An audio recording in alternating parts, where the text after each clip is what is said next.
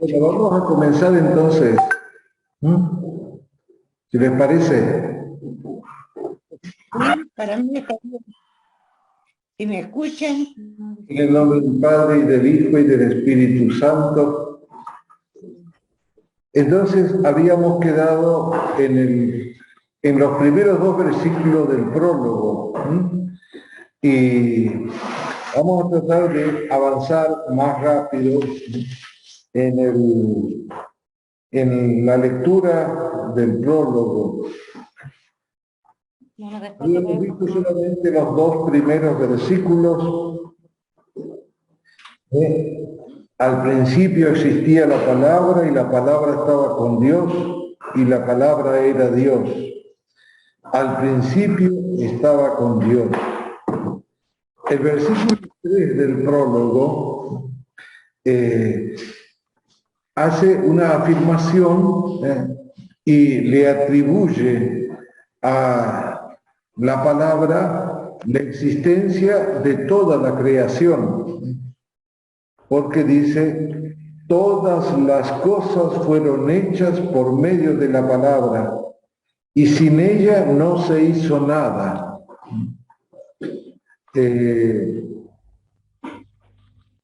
Todo ha sido por la palabra, y sin la palabra, nada ha sido.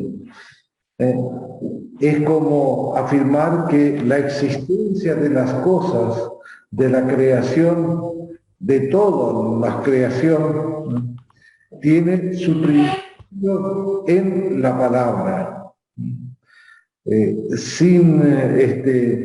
Todas las cosas fueron hechas por la palabra, y sin ella no se hizo nada. Tendríamos que preguntarnos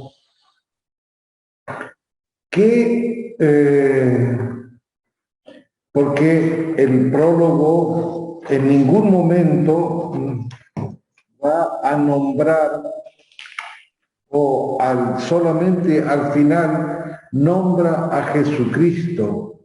Pero nosotros sabemos que esta palabra es Jesús, es el Hijo encarnado.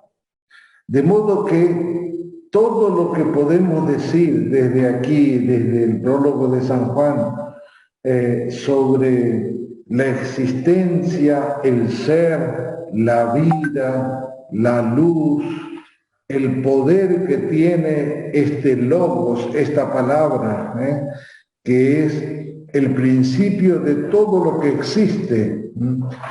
Sin ella no se hizo nada. Pero también podemos llamarlo con toda propiedad, esta palabra es Jesús mismo. Y también, dado que el prólogo comienza con estas afirmaciones tan profundas, tan teológicas, en el Antiguo Testamento hay textos que hablan así como San Juan habla de la palabra, que en ella era Dios, existía desde el principio, todas las cosas que existen han sido hechas por ella. En el Antiguo Testamento, los libros sapienciales, el libro de la sabiduría, el Eclesiastés y el libro de los Proverbios, hablan de la sabiduría de Dios de la misma manera que San Juan habla de la palabra. De modo que San Juan identifica la palabra con la sabiduría, y esta palabra sabiduría luego la vuelve a renombrar como Jesús, el Hijo de Dios. Entonces fíjense qué contenido tan extremo. La sabiduría que existía desde el principio y estaba junto a Dios, la sabiduría que contenía, expresaba, decía de alguna manera la voluntad de Dios,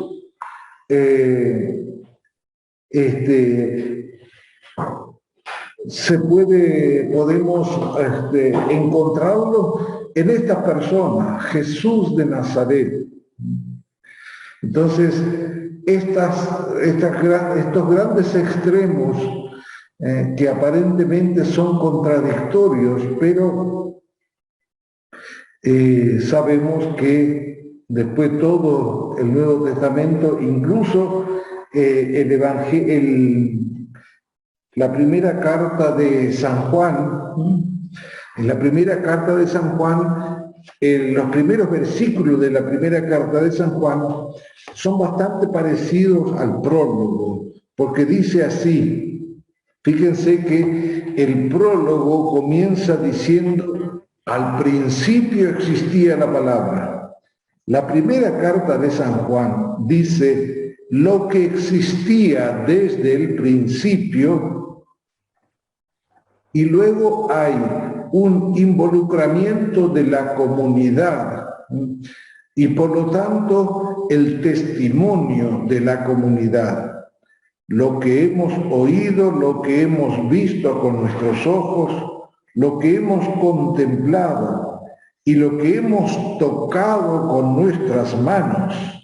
Fíjense que aquí es como que los extremos se juntan porque los autores o el autor o la comunidad que está detrás de la primera carta de San Juan dice, nosotros oímos, lo vimos, lo contemplamos, incluso lo tocamos con nuestras manos. Acerca de la palabra de vida, eso es lo que anunciamos.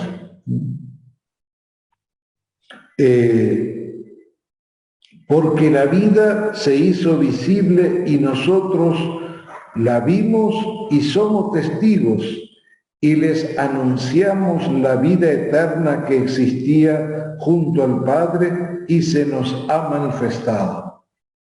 Fíjense estos primeros versículos de la carta de San Juan, que tiene un parentesco directo con el prólogo del Evangelio,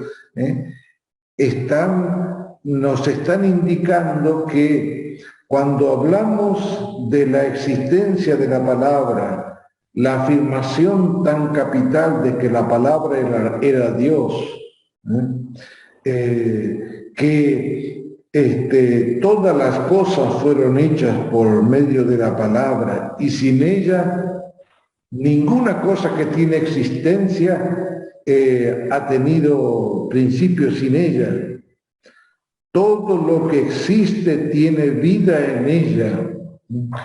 Entonces, todas esas afirmaciones, de pronto la comunidad de San Juan está diciendo, fíjense que es posible oír, escuchar, contemplar, incluso tocar esa realidad.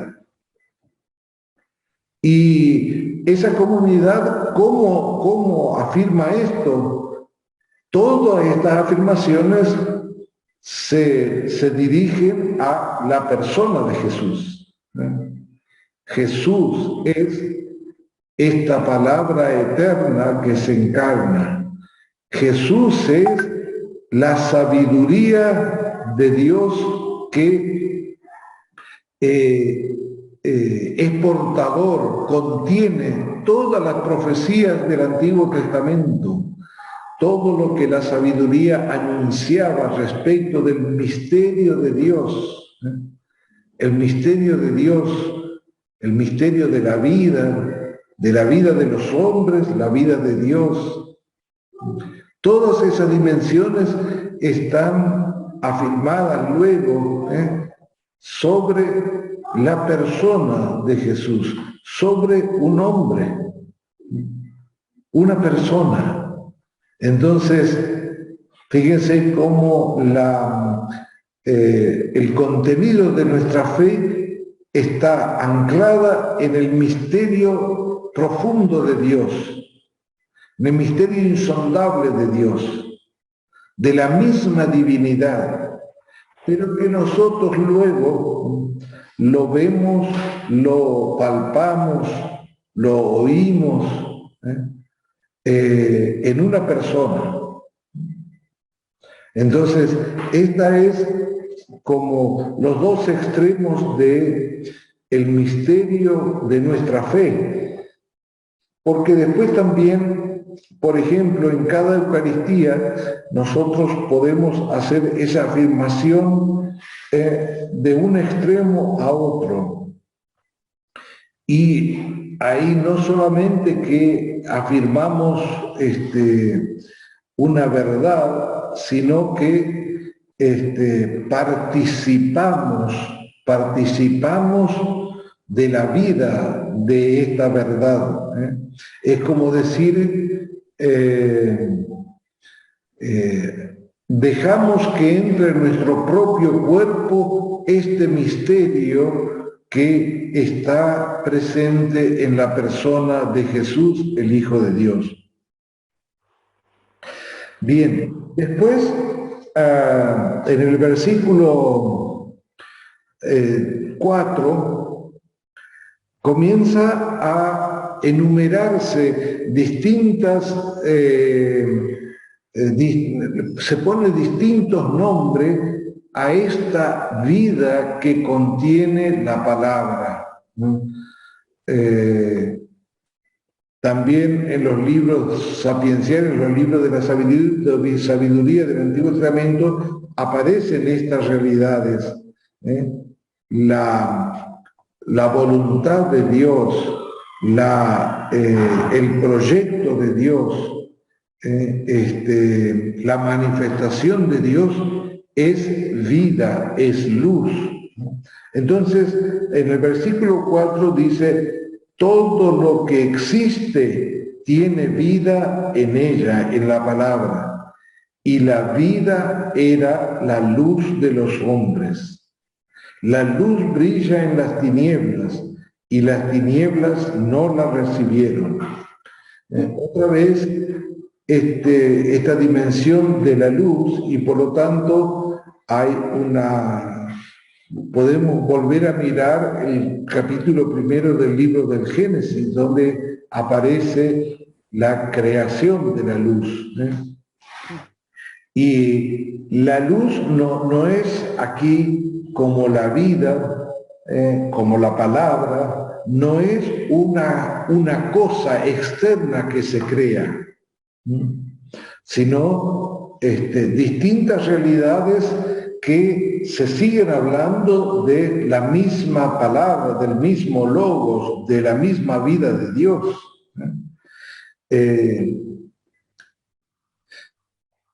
Todo lo que existe tiene vida en la palabra. Si tiene vida en la palabra, quiere decir que esa existencia la obtuvo de la existencia que tiene la palabra. Y esta existencia, esta vida, después afirma en la última parte del versículo 4, la vida era la luz de los hombres. Este biblista dice, él era la vida y esta vida era la luz de los hombres. En la palabra está la vida de Dios. Y esta vida de Dios en realidad es la luz, el sentido de todas las personas, de todo ser humano. Después hay dos introducciones de un personaje que incluso parecería que esta introducción parecería que interrumpe el prólogo, porque uno se puede preguntar a qué se debe esta interrupción de lo que se viene hablando, que se va a continuar luego en el versículo 9. Entonces, el versículo 6, 7 y 8 habla de San Juan Bautista. Apareció un hombre enviado por Dios que se llamaba Juan. Vino como testigo para dar testimonio de la luz, para que todos creyeran por medio de él. Él no era la luz, sino el testigo de la luz.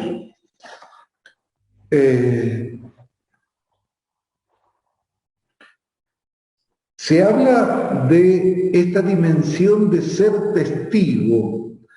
Es un concepto muy importante en el Evangelio de San Juan, porque en un momento Jesús mismo va a decir, yo soy testigo de lo que Dios, el plan de Dios.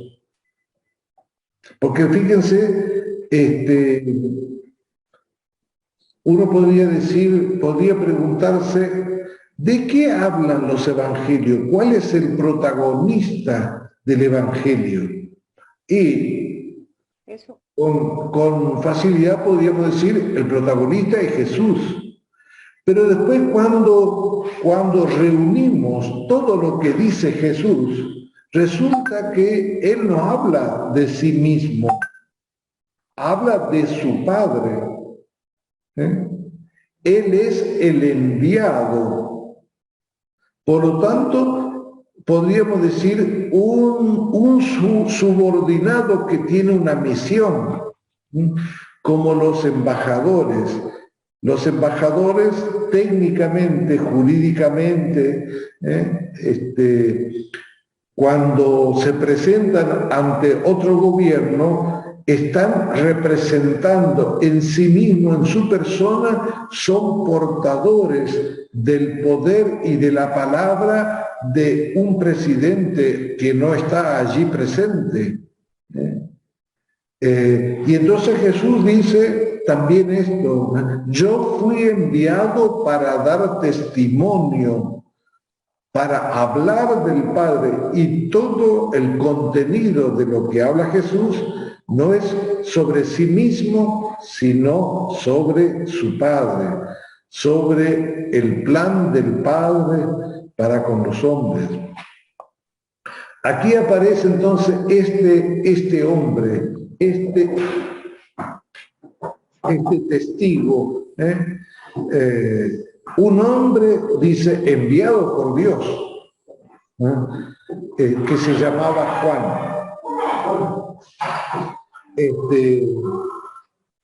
Este hombre que es enviado por Dios, es enviado para ser testigo. ¿Como cuál? Testigo también como los profetas. Los profetas anuncian el proyecto de Dios, una nueva manifestación de Dios, un nuevo designio de Dios, una nueva obra de Dios. Juan Bautista también dice, vino como testigo para dar testimonio de la luz. Y aquí vuelve a tomar esto.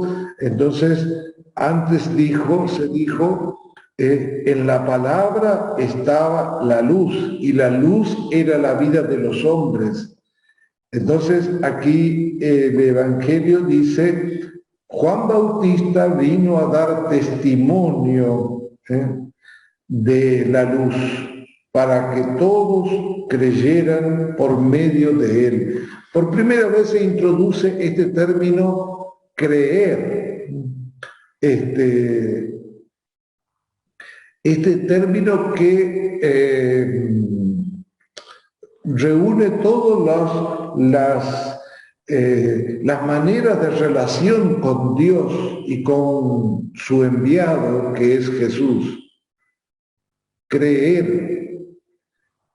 ¿Quiénes son los que pueden creer? Solamente los que tienen libertad. Porque creer es elegir, es discernir, poder elegir, poder decir sí o no. Pero ese poder solamente tienen las personas, no la tienen las cosas, no la tienen los animales, no lo tiene la creación, solamente las personas. Creer es un acto de la libertad. Creo, o como muchas veces aparece en los evangelios, te creo. Incluso fíjense de que a veces los milagros de Jesús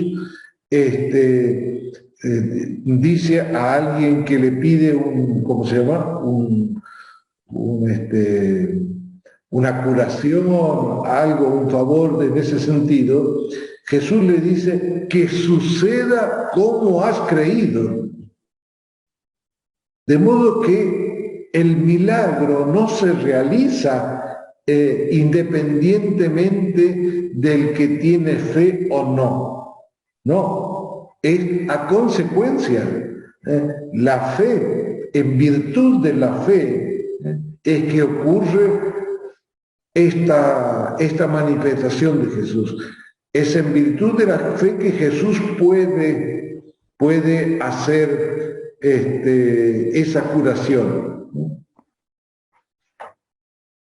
Aquí entonces dice en el versículo 7, vino como testigo para dar testimonio de la luz. O sea que el destino, la vocación, el único sentido de la vida de San Juan Bautista es estar en la bisagra de la historia entre el Antiguo e inaugurando el Nuevo Testamento. Y mostrando, este es el que quita los pecados del mundo, como va a decir después. Este es el que bautiza con Espíritu Santo. Esa única fue la misión de Juan Bautista, precedido por todos los otros profetas que anunciaron que en el plan de Dios estaba dicho que iba a venir el Mesías, el elegido, que iba a ser portador de la salvación total de Dios. Entonces, vino para dar testimonio de la luz, para que todos creyeran por medio de él. Fíjense qué hermosa misión, ¿no? Podríamos decir, yo creo en Jesús gracias al testimonio que dio Juan Bautista. Porque esto es lo que dice aquí, para que todos creyeran por medio de él. Y después hace esta afirmación para que no quede duda. Él no era la luz, sino el testigo de la luz.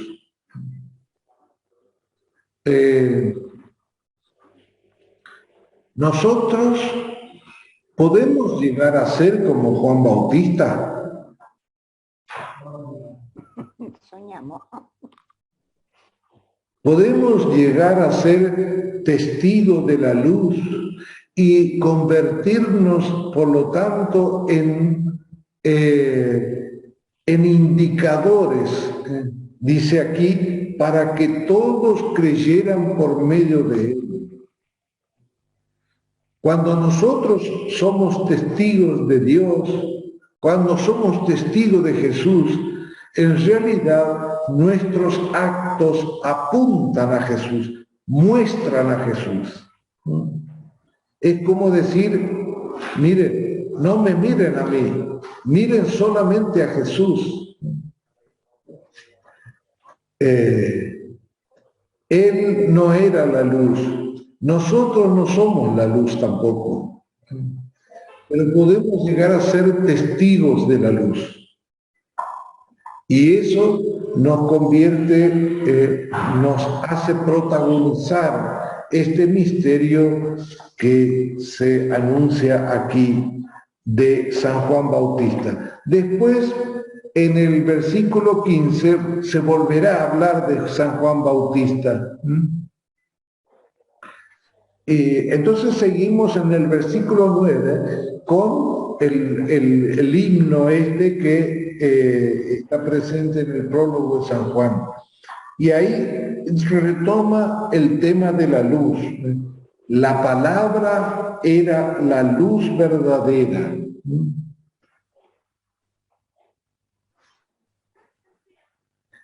Que al venir a este mundo ilumina a todo hombre.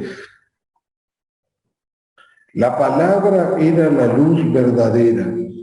Jesús es la luz verdadera que al venir, al hacerse hombre, ilumina a todo hombre. No dice a todo hombre, a todo el hombre. ¿Y en qué consiste esta iluminación que da la palabra cuando viene al mundo? Esta iluminación consiste en el descubrir el sentido misterioso que Dios ha dado a la vida de las personas. El sentido este es que somos para Dios. Somos para reproducir, para replicar en nuestra vida lo que es Dios mismo. Ella, el versículo 10, la palabra, estaba en el mundo, y el mundo fue hecha por medio de ella, y el mundo no la conoció. Aquí vuelve a tomar esta idea de que todo la creación es fruto de la palabra de Dios, del logos de Dios, de la sabiduría eterna, de la sabiduría eterna que luego está presente en la vida de Jesús.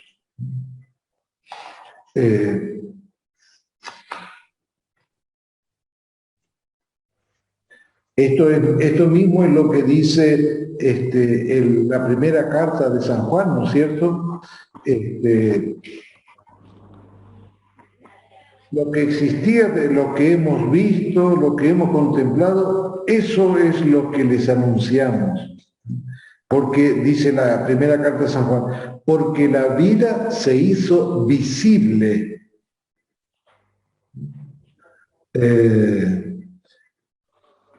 La única manera que la vida se haga visible es que sea persona. Nosotros no podemos ver otra vida si no es portadora de un cuerpo. No podemos ver una vida que no tiene cuerpo, por ejemplo. No podemos ver, nuestros ojos no ven una vida que es espíritu. Lo percibimos de otra manera, pero no por la vista. Aquí en la primera carta de San Juan dice, la vida, porque la vida se hizo visible. Y ellos, la comunidad dice, y nosotros lo vimos, somos testigos y les anunciamos. ¿Qué es lo que anuncian? Que en esa vida está la vida eterna que existía junto al Padre y que se nos ha manifestado. Fíjense cómo los primeros versículos de la primera carta de San Juan es como un comentario al prólogo. La vida se hizo visible y nosotros lo vimos, somos testigos, y si somos testigos es porque para anunciarles. Entonces dice, les anunciamos la vida eterna que existía junto al Padre. En el versículo 3 de la primera carta de San Juan dice, lo que hemos visto y oído se los anunciamos también a ustedes. ¿A quién se refiere aquí? ¿A quién le está hablando? A ustedes, los que leen esta carta. Les anunciamos también a ustedes para que vivan en comunión con nosotros. ¿Qué clase de comunión es esta? ¿Estar unidos con quién? ¿Quiénes son el nosotros? Y entonces explica, y nuestra comunión es con el Padre y con su Hijo Jesucristo. Les escribimos esto para que nuestra alegría sea completa. Entonces, en el versículo 9 dice, la palabra era la luz verdadera que al venir a este mundo ilumina a todo hombre. Ella estaba en el mundo y el mundo fue hecha por medio de ella y el mundo no la conoció. Vino a los suyos y los suyos no la recibieron. Pero a los que la recibieron, a los que creen en su nombre, les dio el poder de llegar a ser hijos de Dios. Aquí entonces es como una gran catequesis que hace el prólogo de San Juan que ha explicado luego en los primeros versículos de la carta.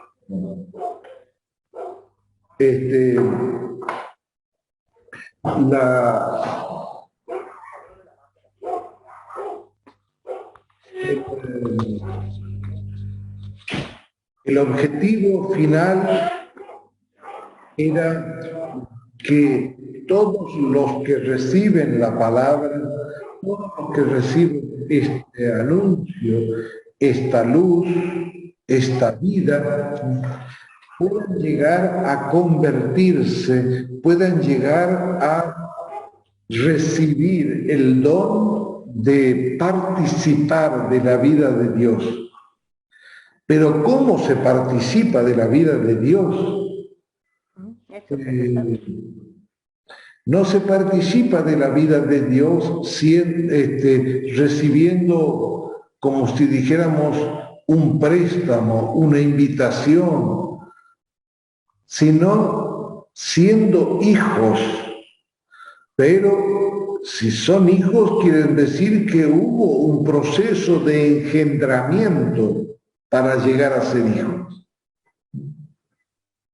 Entonces, nosotros entonces somos hijos de Dios porque en el misterioso plan de salvación de Dios, nuestra filiación, nuestro poder llegar a ser hijos de Dios estaba patente y actuante en la palabra que se hace carne, que trae la vida y que es luz del mundo. Todos los que la recibieron y creen en su nombre, les dio poder de llegar a ser hijos de Dios. Luego, en el Evangelio de San Juan se va a decir que porque somos hijos, somos coherederos con Cristo. Incluso en el capítulo 17 de San Juan, Jesús le va a decir directamente al Padre: quiero que estos que me diste estén conmigo, allí donde yo esté. Fíjense el deseo inmenso de Jesús. Quiero que ellos vean la gloria que tú me diste. De modo que Jesús le está pidiendo al Padre que le conceda que todos los hombres que han creído en Él lleguen a contemplar no la vida de Jesús, así el Jesús humano, sino la gloria que Él tiene ahora. ¿Y en qué consiste esta gloria? ¿Qué es la gloria de Jesús? La gloria de Jesús es Dios mismo, ser Dios, ser lo que Él siempre fue, el Hijo de Dios, la palabra eterna. De modo que podríamos decir nuestro destino,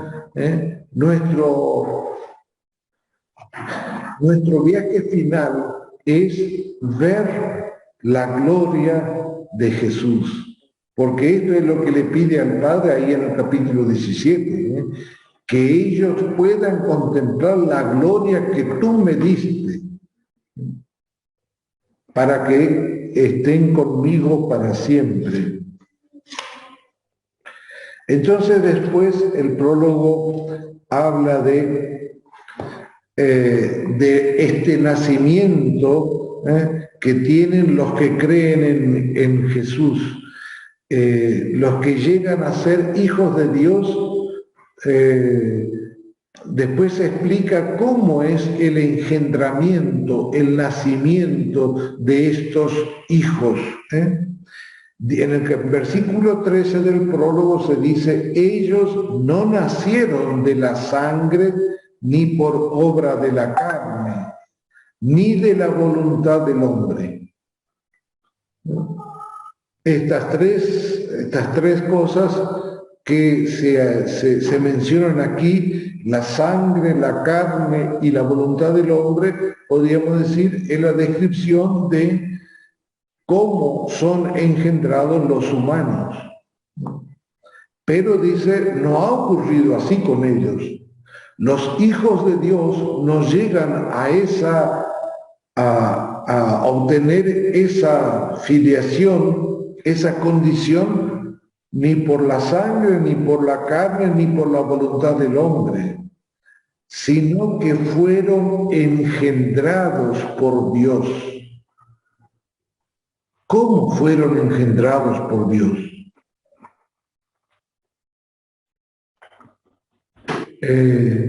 Entonces, aquí está presente otro hermoso misterio que deberíamos meditar. Cerra eso, Dios.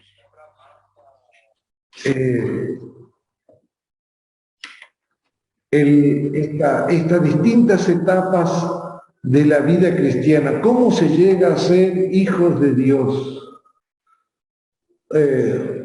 Lo podemos describir así en el bautismo, y entonces leyendo el rito del bautismo, todo eso. Pero experiencialmente, ¿cómo podemos tener la experiencia de que somos hijos de Dios? La batería. Entonces, como no somos hijos como es la procreación natural, sino que dice aquí, sino que fueron engendrados por Dios. Y para que Dios aparezca en la vida de alguien, para que Dios sea Padre y pueda engendrar a alguien, a una persona, tiene que tiene que estar presente la aceptación de la persona. La persona tiene que elegir y creer en Dios. no se llega a ser hijo de Dios de otra manera. No porque la explicación de decir, bueno, yo soy hijo de Dios porque fui bautizado. Pero como Dios no tiene hijos, todos los hijos de Dios tienen libertad y tienen conciencia, y por lo tanto eligen, actúan con voluntad. Aquí lo lindo es que se menciona las realidades a través de las cuales viene la vida del hombre, ¿no es cierto? La sangre, la carne, la voluntad humana. Y dice, ninguna de estas cosas ha traído esta condición de hijo de Dios, sino que fueron engendrados por Dios. O sea, fueron engendrados por el misterio, la voluntad misteriosa de Dios que puso en su palabra la vida misma, puso en su palabra esta posibilidad de que su misma palabra forme parte, asuma para sí la naturaleza humana. Y entonces es como la palabra eterna de pronto se achica y viene a tener historia. Se hace humano y por lo tanto se hace temporal, precario, débil. Tiene una historia, tiene una manera de leer que comienza y finaliza. Comparte con nosotros nuestro mismo destino. Quiso parecerse tanto a nosotros, tanto amó Dios al mundo que envió a su Hijo único, que envió a su eterna palabra, a su palabra por medio de la cual hizo todas las cosas, a su palabra en el cual está la sabiduría total. Tanto amó Dios al mundo que se hizo temporal, limitado, pequeño, pobre. El misterio de llegar a ser hijos de Dios es comprender el misterio de la vida humana, de las limitaciones. Uno podría decir, bueno, pero no nos fijemos solamente en las limitaciones, sino en lo que nos convierte esto. Porque si afirmamos, como es verdad, de que Dios amó tanto al mundo que envió a su Hijo para que se haga uno con nosotros, pero para que nosotros lleguemos a ser Dios. De modo que en nuestra limitación, en nuestra precariedad, está la potencia de la vida de Dios, la plenitud de la vida de Dios. ¿Cuáles son nuestras posibilidades? Y nuestras posibilidades tienen una cumbre, una meta clarísima. Llegar a ser como es el Hijo de Dios. Uno podría decir, uy, cuánto me falta. Todavía sigo enredado en mis pequeñeces, en mis miserias, en mis limitaciones. ¿Cuánto me falta incluso para desear lo mejor de mí mismo?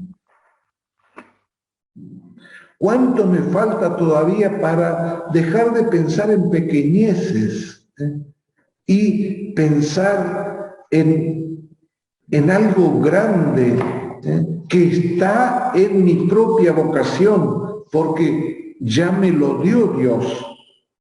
Dios ya puso en mi corazón el sueño más espléndido y natural de toda persona, llegar a ser como hijo de Dios, llegar a la plenitud, llegar a ver la gloria de Cristo.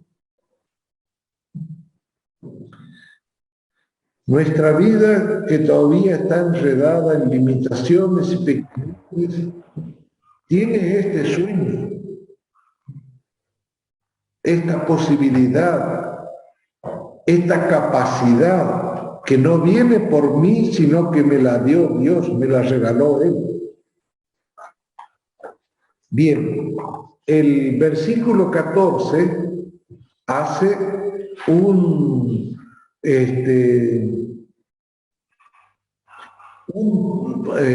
punto, transforma todo lo que venía diciendo en una nueva realidad. Y la palabra se hizo carne y habitó entre nosotros. Aquí los biblistas escriben páginas y páginas sobre esta sola palabra, ¿no? La palabra se hizo carne. Uno podría decir, pero a ver, se podía haber expresado de una manera más linda. Se podría haber dicho, la palabra se hizo persona. Porque si bien nosotros somos carne, pero no solamente carne, pero aquí dice se hizo carne, en griego sarx, y en griego no hay posibilidad de confundirse sarx con antropos. La palabra se hizo carne. Asumió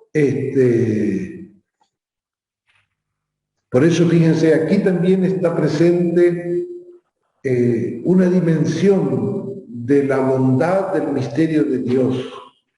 ¿Qué es lo que asume Dios cuando envía a su Hijo?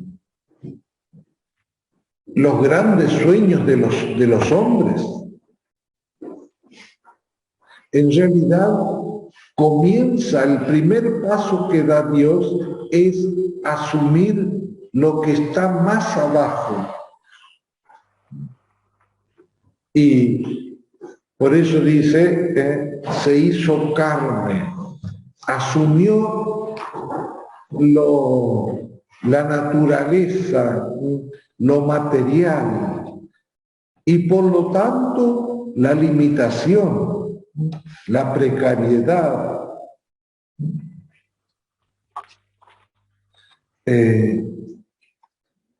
La palabra se hizo carne y habitó entre nosotros. Y luego el evangelista aquí dice, la primera vez que se incluye, la primera vez que el evangelista en el prólogo se convierte en un testigo, pone su yo. Dice, y nosotros hemos visto su gloria. No dice, hemos visto su carne, hemos visto su rostro. No dice eso. Dice, hemos visto su gloria. ¿Qué gloria? La gloria que recibe del Padre como Hijo único, lleno de gracia y de verdad.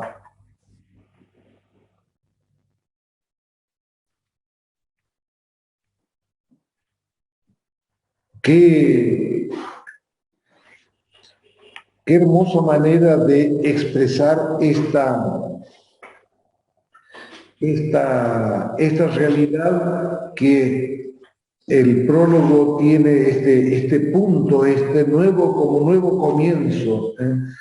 Después de que vino anunciando todo lo que contiene la palabra, la existencia en sí misma de la palabra. La palabra tiene el mismo poder que Dios, porque esa palabra es Dios mismo. Todas las cosas que existen fueron hechas por medio de esa palabra. En ella estaba la vida de esta palabra es la luz de los hombres, pero después de anunciar toda esta grandeza de la palabra, la reduce a esto que dice aquí, se hizo carne. Comenzó por ser debilidad, limitación, precariedad. ¿Cómo? Como un niño al nacer. Así. Cuando ese niño Jesús dependía de modo absoluto de su madre. Fíjense cómo el misterio de Dios nos hace mirar a un lado que normalmente nosotros no miraríamos. Y el evangelista entonces también, fíjense, la fe de la comunidad es muy importante, que está presente aquí, es muy importante porque nos ayuda a saber mirar, a saber dirigir la mirada de la fe, porque dice, nosotros hemos visto su gloria. Y la comunidad de San Juan, podríamos decir, la única gloria que vio es, si pudiéramos decir, es la vida y la muerte de Jesús de Nazaret. Solo que después de la resurrección, después de esos encuentros con el resucitado, especialmente los encuentros del resucitado que aparecen en el Evangelio de San Juan tan particular, como ese que tiene con Tomás, por ejemplo, ¿cierto? Cuando Tomás dice, mira, a mí no me vengan con cuentos, que resucitó, si yo no veo, no lo creo. Así que a mí vénganme con unas pruebas concretas. Tomás habrá estado cansado que los otros le hacían no, resucitó, sí, está vivo, que si yo no creo, no lo veo, no lo creo. Entonces Jesús se le aparece y le concede esto que no le ha concedido a ninguno, sino para que se sane tu incredulidad, poné el dedo aquí en el agujero de los clavos, tu mano en mi costado, para que Tomás se convierta no en un hombre de duda, sino para que seas hombre de fe, para que creas. Y ahí es donde Jesús dice esta bienaventuranza. Felices los que creen sin haber visto. Entonces, estos son la comunidad, está hablando de la comunidad, y habitó entre nosotros y nosotros hemos visto su gloria, la gloria que recibe del Padre como Hijo único, lleno de gracia y de verdad. Esta afirmación tan llena de júbilo, de gozo de la comunidad, vino inmediatamente después de que dice, la palabra se hizo carne. La palabra se hizo debilidad. Se hizo precariedad.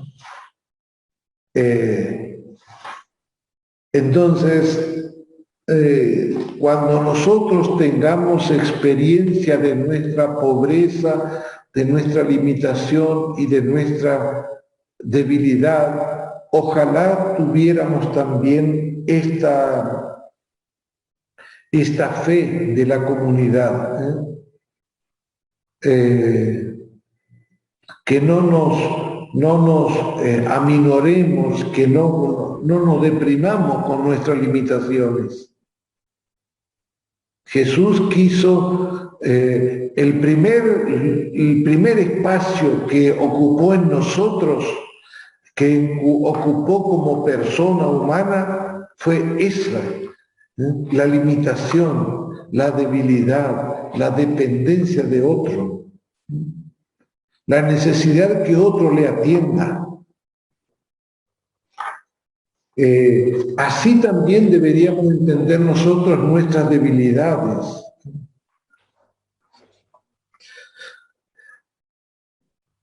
Bueno, después del versículo 14, otra vez se interrumpe el himno y viene otra mención de la misión de San Juan Bautista. Dice, Juan da testimonio de él al declarar. Aquí ya el texto va apuntando a la persona de Jesús, ¿no es cierto? Juan da testimonio de él. ¿De quién es él? ¿Quién es él? Él es la palabra ya hecha carne. Al declarar, este es aquel que yo dije, el que viene después de mí me ha precedido porque existía antes que yo.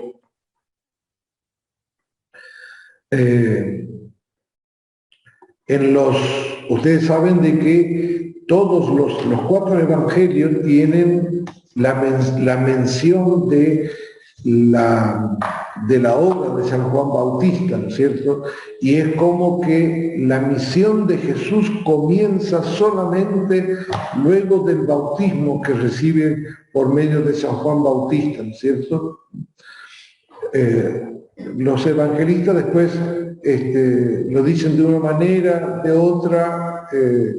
Tienen, por ejemplo, como Marcos, muy al comienzo del Evangelio, tienen la presencia de Juan Bautista, y inclusive acá en el Evangelio de San Juan, la misión de Jesús comienza con el testimonio, como todos los otros evangelios, el testimonio de San Juan Bautista. Entonces, este es aquel del que yo dije, el que viene después de mí me ha precedido porque existía antes que yo. Después el versículo 16 aparentemente sigue hablando San Juan Bautista, pero ya es el evangelista quien retoma la palabra allí. De su plenitud está hablando de la palabra que se hizo carne y que la comunidad da testimonio que hemos visto su gloria. Entonces, de su plenitud todos hemos recibido gracia por gracia, gracia sobre gracia.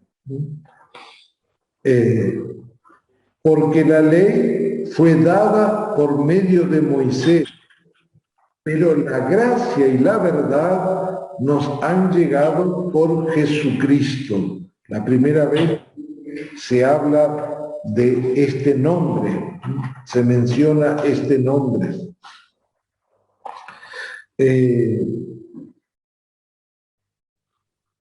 Aquí es la primera vez que se hace este planteamiento entre la ley. La ley fue dada por medio de Moisés. La ley es los mandamientos que hay que cumplir para agradar la vida de Dios, para tener la vida de Dios, para vivir según lo que Dios nos manda. Pero dice, la gracia y la verdad nos han llegado por otro camino. ¿Cuál es ese otro camino? Ese otro camino es la vida de la palabra eterna que está presente en esa palabra que se hizo carne. Y termina el prólogo en el versículo 18 con una sentencia que deberíamos tener en cuenta siempre. Esta sentencia debería sintetizar nuestra fe, nuestra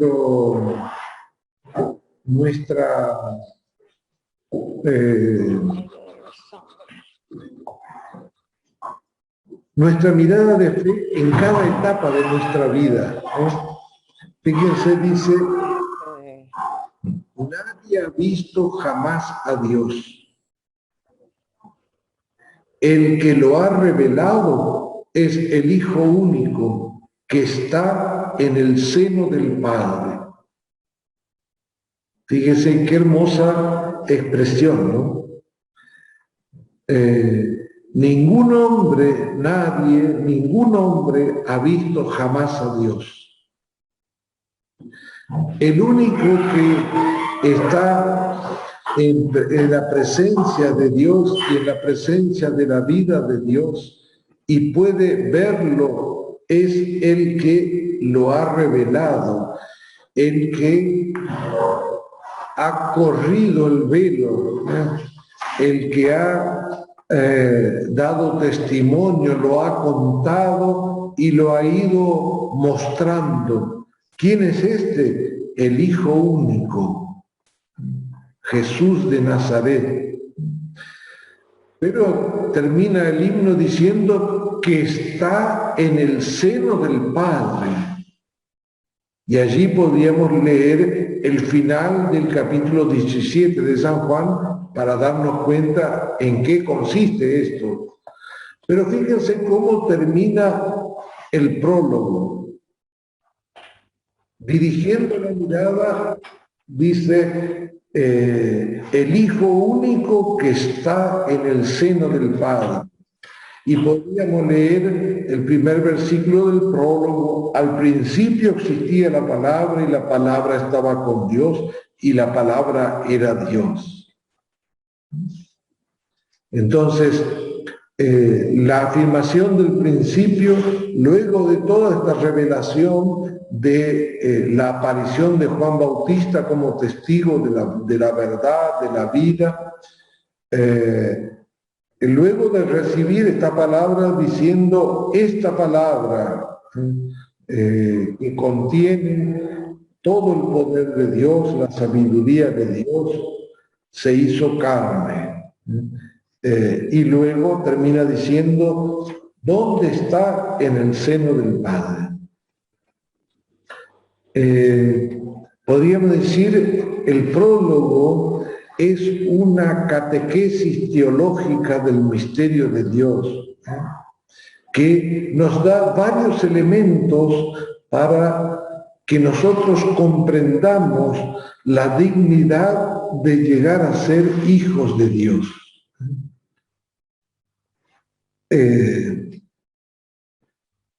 Así como dice aquí en el versículo 12, nosotros no llegamos a ser hijos de Dios por el nacimiento natural, sino porque Dios nos ha engendrado. Somos hijos de Dios y por lo tanto participamos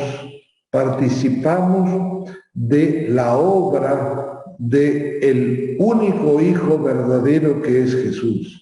Y somos los destinatarios de esta obra que ha hecho el Hijo que se mostró pobre, limitado, pero en él estaba todo el poder de Dios. Muy bien. Si alguien tiene alguna pregunta, alguna queja, que veo a veces cuando uno va a un negocio y dice, vengo a devolver esto, denme la plata y me voy. Entonces, bueno, terminamos con el prólogo, después comenzaremos lentamente a... Yo tengo una pregunta. A ver, pregunte. Cuando vos decís la palabra, se hizo carne. ¿Bien? pero ya traía su espíritu.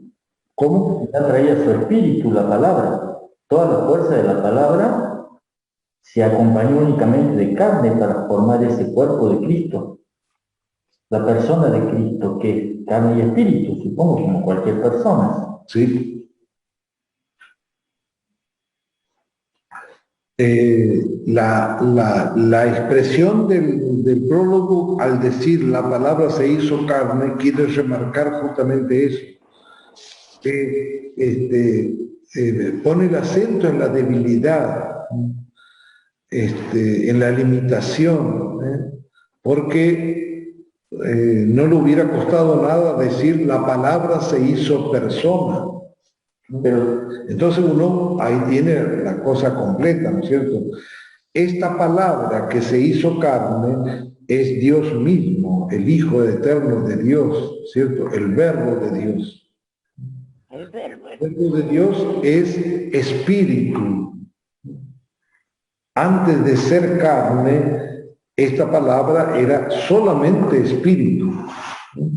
Lo veo mucho más correcto decir, ahora que lo entiendo como lo han explicado, lo veo mucho más correcto decir se ha hecho carne que se ha hecho persona. Porque cuando vos decís se ha hecho carne, yo personalmente supongo que todo el Espíritu de Dios acompañó a esa carne y formó lo que era la persona de Cristo. Si yo hubiera dicho se ha hecho persona, ahí tengo la duda de si el Espíritu que fue el de Dios o el Espíritu que le dio el Señor. Porque en esa se menciona que dice, y la palabra se hizo carne. Esa palabra, de la que viene hablando desde el principio del prólogo, nunca es una cosa, un mero decir, sino que, como lo dice el segundo versículo, y la palabra era Dios. Y si esa afirmación es verdadera, estamos diciendo espíritu, potencia de espíritu, la vida del espíritu, solamente. ¿Alguna otra pregunta? No, todo ha sido muy claro para mí, lo entendí muy bien, me sacó de muchas dudas.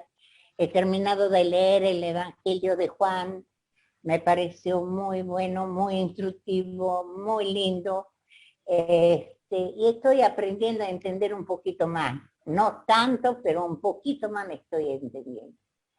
Gracias, Padre, hermano Luis. Bueno, muy bien, muchas gracias. Y cuando dice la palabra se hizo carne, ¿eso no se extiende también a que se hizo parte de los hijos de Dios? ¿Cómo?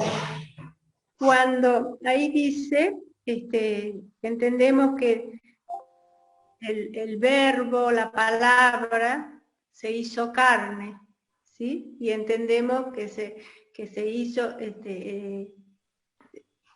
no sería que también, no se entiende como que también esa palabra se hizo con nosotros parte también.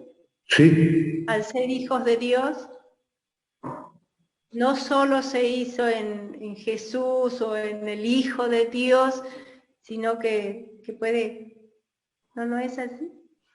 Sí, nosotros podemos llegar a ser hijos de Dios porque esa palabra nos precedió tomando lo que era nuestro.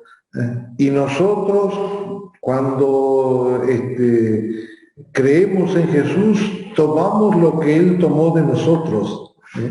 Hay como un intercambio, un intercambio porque en esto Dios, al crear el universo, al crear a las personas, al enviar a su Hijo, el único objetivo es que compartan lo que Él es, lo que Dios es. Dios lo único que quiere es compartir lo que Él es. Y nosotros llegamos a la felicidad de nuestro ser descubriendo esto, que Dios quiere para nosotros lo mismo que Él es.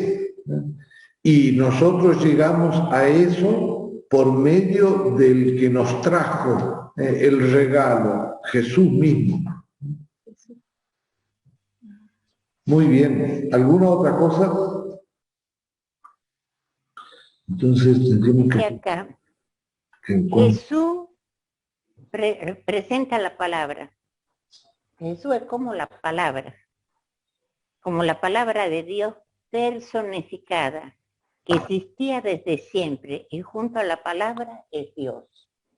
Es hermoso. Sí, sí, sí. Bueno, muy bien. Nos vemos entonces... El 30 de noviembre. Ajá, bueno, Si entonces... nos vimos el 29 o 28 o el 6. El 6. Ajá, bueno, el 6. El 6 nos vemos de nuevo, chicos. El 6 de agosto. Agosto.